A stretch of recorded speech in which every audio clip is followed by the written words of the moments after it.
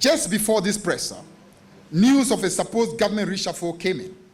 And we must say that we are once again highly disappointed in this government.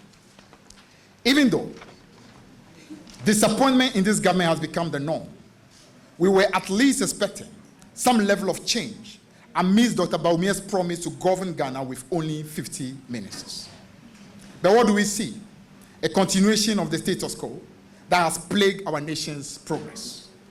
In an era where the clamor for efficient governance and fiscal prudence has never been louder, the recent reshuffle by President Akufo Addo starkly reflects a government in disarray, obstinately disconnected from the realities of his people.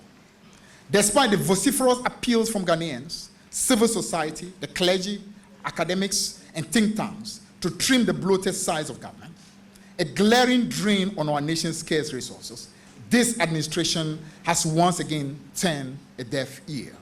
And remember, the Vice President of this republic continues to be Dr. Mahmoud Bawumia. And clearly he's aware of what is going on. If 50 is worth doing, then 50 should as well be done now to let the people of Ghana know you mean it. But clearly, he does not mean it. Now, the insistence on maintaining a government apparatus comprising so many ministers is not only a slap in the face of the Ghanaian taxpayer, but is testament to an entrenched culture of profligacy, cronyism, and a disturbing myopic view of governance.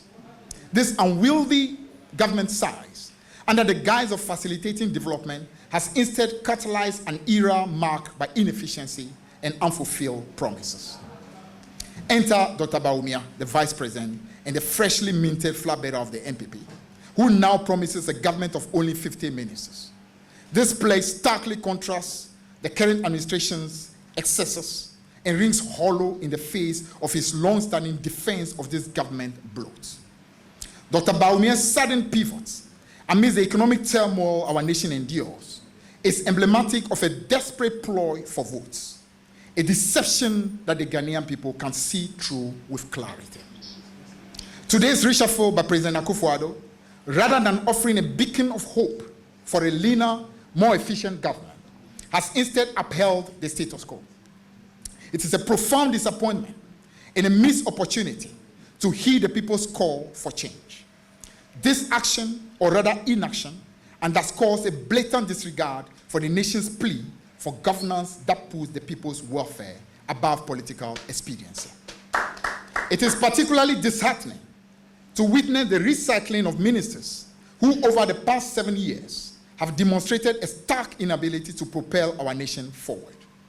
This reshuffle, far from being a strategic realignment, is merely a superficial rearrangement of pieces on a board, with no real intent to address the systemic failures that plague our governance.